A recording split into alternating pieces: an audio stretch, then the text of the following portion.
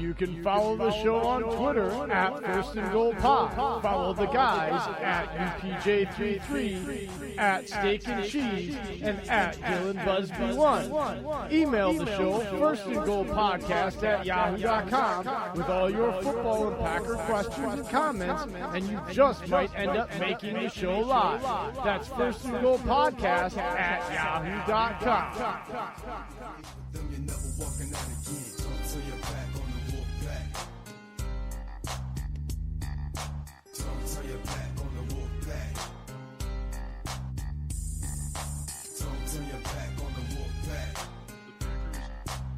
First and goal. Receiver to the right, Jimmy Graham. Rodgers, quick toss in the flat, left side. Got his man for the end zone and a touchdown.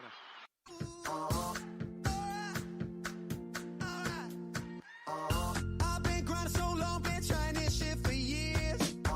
And I got nothing to show, just climbing this rope right here. And if there's a man upstairs, he kept bringing me rain. But I've been sending up prayers and something's changed. I think I finally found my hallelujah.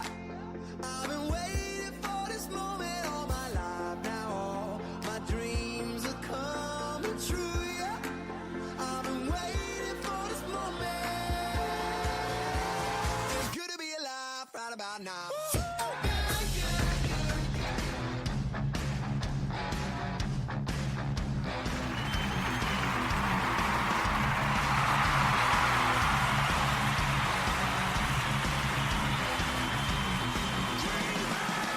And welcome, everybody, to another live edition of First and Goal with me, your founder and producer, Jay in the UP.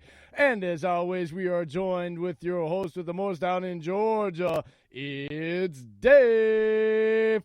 What's going on, y'all? I am ready for freaking fantasy files tonight. And it's Tuesday, so that means the fantasy wizard himself, Mr. Agent Busby. First of all, how dare you call me a fantasy loser when you know darn well I whipped your butt in fantasy this week, sir. Did I say fantasy? I said fantasy wizard, dude. Yeah, he definitely said wizard. Well, guess what? Like, I just got yelled at for no reason. Are you? It's for sending that crap trade. I'm coming in hot. And I'm feeling good. Beer, and because I truly am hot, it is 14 degrees outside and 5 inches of snow, and 87 degrees inside and no snow in the Packer den. First and goalers, we finally had the matchup everyone was waiting for, the producer versus the fantasy guru. And it was a battle of juggernauts. You know, Jay, you came in with a solid team, great matchups. Wait a second here. Jay was at church and realized his gut feeling was to sit Aaron Jones and start Montgomery and play Curtis Samuel. And I got home at 1:05 and could not change my that. And guess what? 41 points on my bench, and I lost this matchup by 14.3 points. There you have it, folks. He lost because he had a gut feeling to sit Aaron Jones. You know, it happens to everyone. Samuel. Tyrell Williams, I was going to take Tyrell Williams out, which, look, and I blame this on my old stupid-ass computer. Because if my old stupid-ass computer wouldn't have overheated on Sunday morning and shut down on us during Fantasy Files, I would have gotten to the section of questioning where I picked your brain, whether you liked it or not, to get the correct answers, and would have made the requisite changes instead of sitting at church and having this realization in the middle of the sermon that I needed to do this. You're telling me you have to ask the guy that whooped your butt in fantasy for questions on fantasy? You know? I've been doing this all season. Hello. Why do you think I have a singular matchup? Look, I ask him questions all the time, and he doesn't even know if they're for me. Maybe you should have asked him about that trade you sent me. Oh, I saw it on Twitter. Trust me. I know. 188 votes. 68% said, hell no. You know, I'm going to tell you like I told them and I told you earlier. I don't give a fuck what they think on fucking Twitter about my trades. Like, okay, and guess what, Dave? Fantasy Files guy. Guess what, Dave? I also think it's weak as hell. You can't argue for yourself and get your I just ass wanted to and see what send a people trade thought. back. You just got to go to Twitter, put all your business out there for the whole world to know. And, like, I give a shit what they You think. wanted filet mignon, and you sent me a bag of Fritos. I want to know what GM has ever called another GM and said, dude, I'll give you my franchise quarterback. What will we give you I in never return? said I wanted a franchise They always are like, dude, you know what? You give me your starting running back. I'll send you a 6 and this middle linebacker. And then the guy laughs, hangs up the phone. Guy calls back, and he says, all right, well, I'll give you this. And then he goes, all right, that's a little closer, but this is what I'm really thinking. Now, Dave's problem is he takes his big 6'3" ass and runs to Twitter, won't ever send you back a trade, and then bitches every week. I don't have a running back. I don't have a running back. I don't have a running back. running backs now. Devin Singletary's finally getting the starting Really? steps. I looked at your running backs, pal. You want to talk about Montgomery being inconsistent. None of them have even put up the points that Montgomery has at Because this point. Singletary finally got the start 2 weeks ago. Exactly. Montgomery's had the start the whole season, and he finally produced 2 weeks ago. And everybody told you to get him early. Oh, you know what they said? Why did I trade for him when I traded for him? And I haven't played him.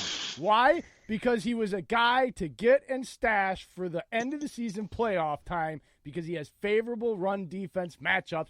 And they also figured it was going to take them a while to figure out Mitch Trubisky couldn't be the answer. And they're going to have to run the ball. And that's what they're doing.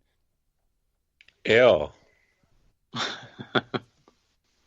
But your problem is that makes me irritated is you just want to bitch about the trade offers. You don't actually want to engage in trade talks.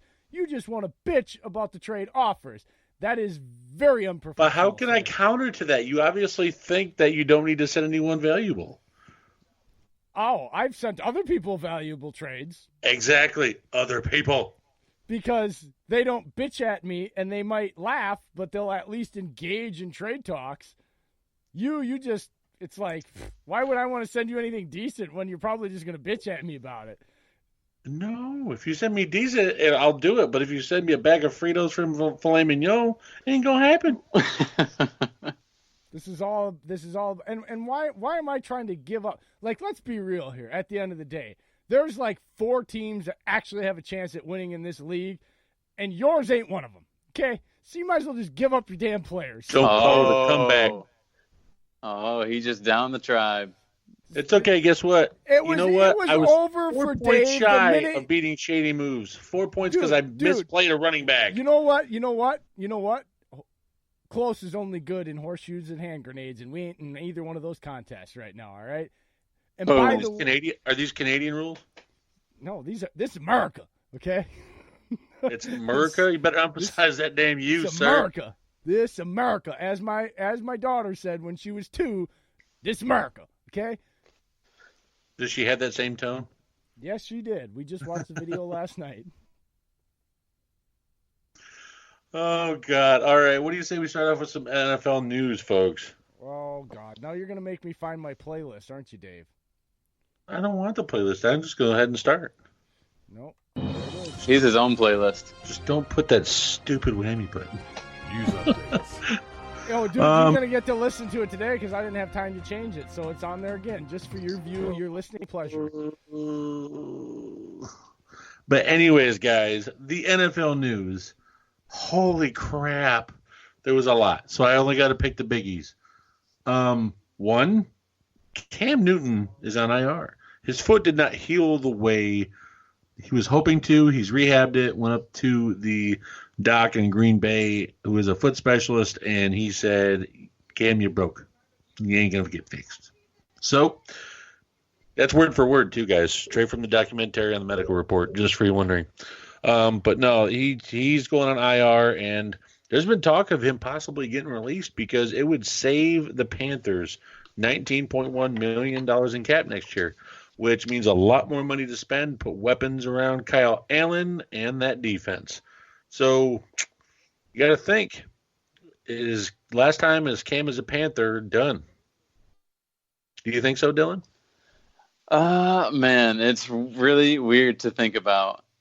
You know, number 1 overall draft pick, wore the number 1 jersey since he's been in the league. Oiko's commercials, always giving the ball to the kids in the That Greek stands after yogurt. every touchdown. That's yeah, what it is. Weakens the when bones.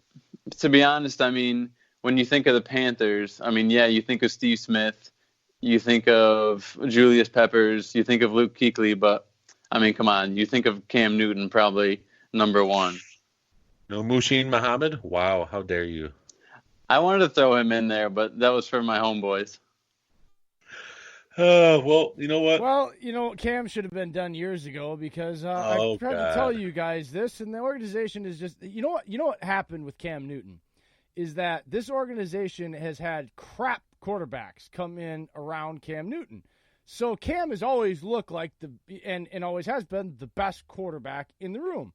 Problem is like I told you, Cam Newton is a 6'5" linebacker with running back skills that happens to be able to rocket the ball down the field 60 yards. He cannot throw it in tight windows consistently. He cannot complete you 60% in this league consistently. He is not his MVP season, I went back and watched 2015 he had 27 touchdowns in the air where nobody was within 5 to 10 yards of the receiver. Do you know what that tells me? It's not Cam being a great quarterback. That's a good scheme because do you know where a lot of those touchdowns went to? Two guys that aren't on the team anymore and really ain't nobody and weren't before. They made Ted Ginn Jr. look like a stalwart receiver. He was on 4 teams before that, and I think he's been on 3 since then. And listen, they got don't tell me that's Kyle Allen's a real quarterback. They realized that, wow, a real quarterback can actually take the weapons that Cam went 0-8 with and win games and be competitive. This is what an actual quarterback looks like. Not an athlete that's a freak of nature that throws the ball like a damn rocket launcher. That's not a quarterback. That's a freak of nature. They call a quarterback, putting back there. Period. And that's why they're ready to move on. They found an actual quarterback. He might be a stopgap, guys. He might be. We don't know how really good he is, but what he did provide to the Panthers is the ability to finally break their ties with the guy that has been holding back this franchise since 2015 when he won the MVP. That was the exception for Cam Newton, not the rule. I've been trying to tell people about that a long time. The organization has finally figured it out, and he gone. Well, and this might just be a case of, an exhale for the entire team now that the umbrella of Cam Newton is not on them every single game. He's not showing up to the press conferences with a scarf, dressed like he's going to the gala every day. They can actually look like a real football team and be respected now and not have him carry them over to the sideline and choose who they're going to give a ball to after they score a touchdown. They can actually play as a team. And I think Kyle Allen, he's nothing special, but he's playing well enough. Christian McCaffrey, on the other hand, is in the MVP race right now. So he's CMC, baby. A very large part of this team's success, as well as those receivers are playing well.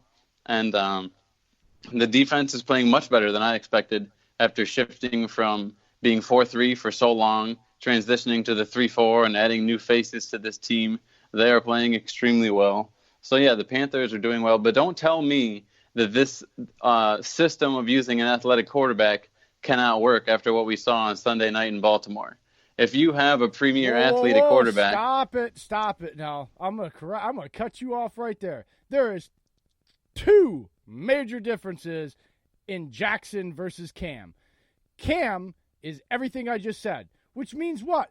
His throwing is the last tool he looks to use. That is the mentality of a running quarterback, okay? He will use his athleticism and all this. That's why he doesn't complete 60%. That's why they had to scheme guys open. Baltimore has the next evolution. Now, he's not there yet, but they have the ability, and he is the next evolution of Aaron Rodgers because, like Aaron Rodgers, like Russell Wilson, he's a great athlete. He's a better athlete than those two. He has Olympic speed. His mentality, and when you watch him on tape, you can see it right away. Good footwork, good arm angles, quick release, decisive with his reads, And when he's running, he's still got the